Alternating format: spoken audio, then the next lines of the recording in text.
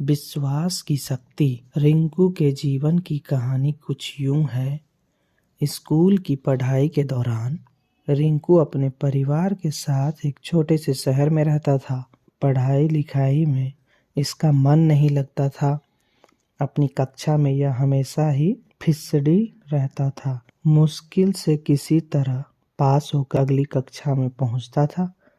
School के बच्चे से लेकर मोहल्ले तक लोग रिंकू का मजाक उड़ाने में कोई कसर नहीं छोड़ते थे। रिंकू की पढ़ाई में कमजोरी से उनके माता पिता भी दुखी रहते थे। पढ़ाई में पिछड़ने का दुख तो रिंकू को भी होता था, परंतु कोशिश करने पर भी पढ़ाई में उसका मन नहीं लगता था। हर तरफ से उपेक्षा और तिरस्कार से दुखी होकर अंततः रिंकू ने पढ़ाई छोड़ने का मन बना लिया। अभी वह 10वीं कक्षा में था। उसकी पढ़ाई की जो स्थिति थी उससे बोर्ड की परीक्षा में उसे पास करने की उम्मीद लगभग ना के बराबर थी।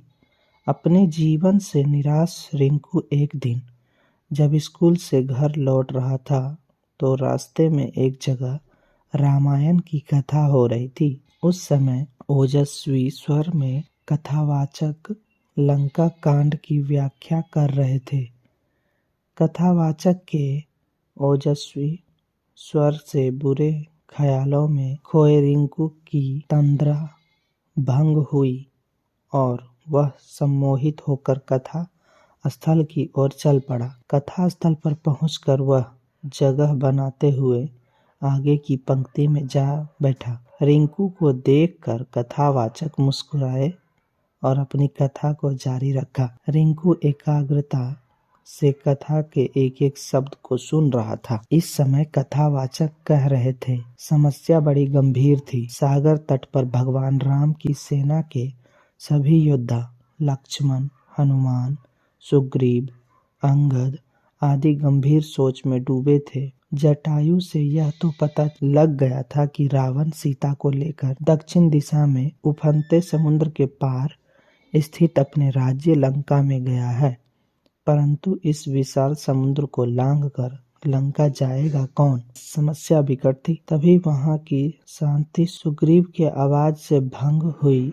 सुग्रीव ने प्रभु राम से कहा कि हमारे बीच एक ऐसी दैवी शक्ति है जो समुद्र लांघ कर लंका जा सकती है।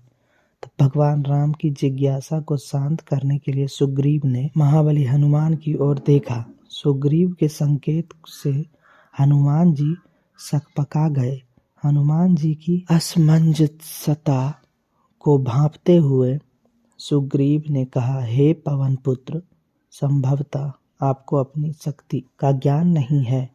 बचपन में अपने सूर्य को एक फल समझते हुए एक छलांग में उसे सैकड़ों कोस दूर जाकर निगल लिया था, तो फिर लंका की दूरी ही क्या है। जरूरत है तो सिर्फ आपको अपने विश्वास को जगाने की। आप जब अपने विश्वास को जगा लेंगे और मन में ठान लेंगे तो शक्ति आप में स्वतः आ जाएगी। सुग्रीव की बात सुनकर एक तरफ जहां हनुमान जी को आश्चर्य हुआ, वहीं उनका विश्वास भी जगा और वे समुद्र लांघने को तैयार हो गए। अगले ही दिन उन्होंने पूर्ण विश्वास के साथ समुद्र लांघते हुए लंका की ओर प्रस्थान किया। रास्ते में मुश्किल तो बहुत आई, फिर भी वो सभी मुश्किलों को परास्त करते हुए लंका में मां सीता को ढूंढने में सफल हुए। वहां कथावाचक के एक एक शब्द को मंत्रमुग्ध होकर सुन रहे रिंकू का नया जन्म हो चुका था।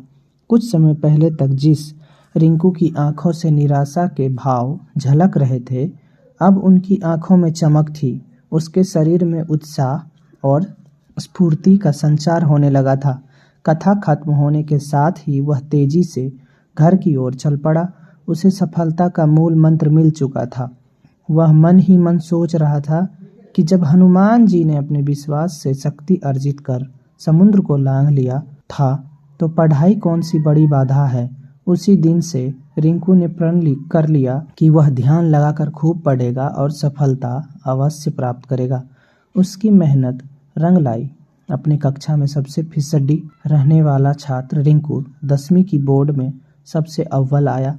इसके बाद रिंकू ने पीछे मुड़कर नहीं देखा और जिंदगी में हमेशा अव्वल ही आता रहा। वह लोक सेवा की परीक्षा में भी प्रथम स्थान पर आया और अपने आप पर विश्वास की बदौलत वह सरकारी महकमे में पदोन्नति पाते हुए ऊंचे ओहदे तक पहुंच गया। थैंक यू मेरी कहानी सुनने के लिए। अगर कहानी अच्छी लगे तो वीडियो लाइक और चैनल को सब्सक्राइब करना ना भूलें।